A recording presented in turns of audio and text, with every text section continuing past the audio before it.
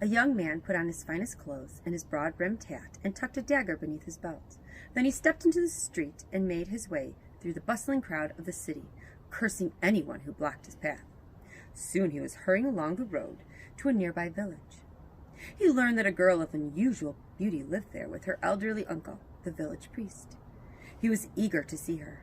He followed the road as it wandered beneath the fields and over the arched stone bridge. He paused for a moment to admire his reflection in the river beneath. But the fish ripples on the surface, so he couldn't see his image. In a flash of anger, he threw the rock at the fish. Then he grew angrier when the rock splashed the water on his fine clothes. He was still grumbling when he reached the village, but when he found the priest's home, his spirits rose. He leaned against the house across the way, watching until a young woman came to her window.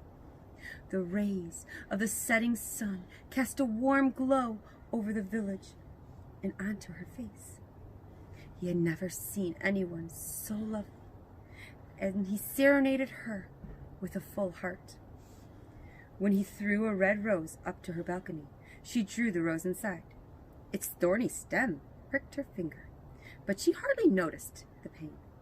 Every evening he sang beneath the young woman's window, and her uncle grew worried. He knew nothing of this young man, so he traveled to the city to see what he could discover.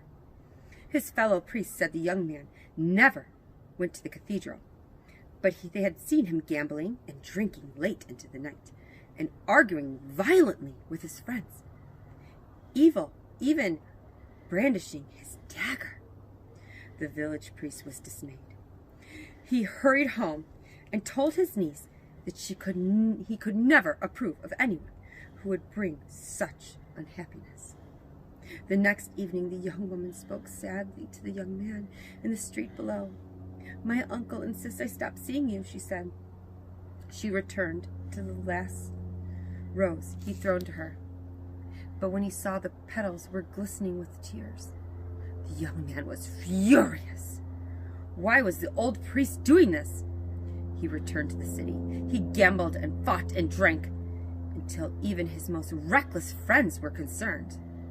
But he could not forget that lovely young woman. Finally, he decided to return to the village to see if he could win the priest's approval. He hurried down the road, and when he was halfway across the arched stone bridge, he met the priest himself. "I cannot live without her," he cried.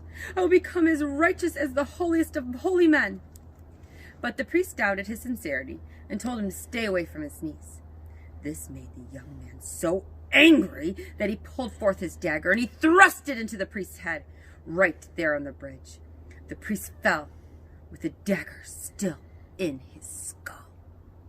The young man grasped the dagger and he tried to pull it out, because the insignia on the handle was for all to see. When he couldn't wrench it loose, he braced his foot against the priest's chest and he pulled even harder.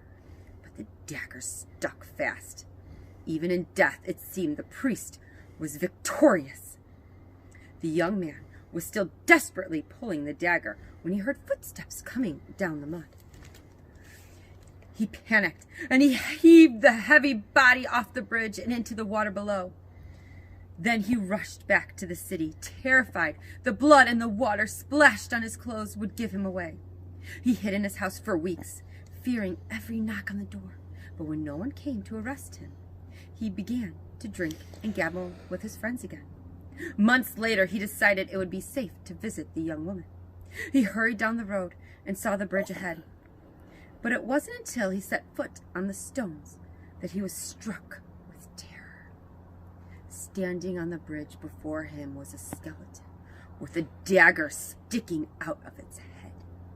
The last thing the young man ever saw was the hideous skull grinning at him just inches from his face, a long, bony finger closing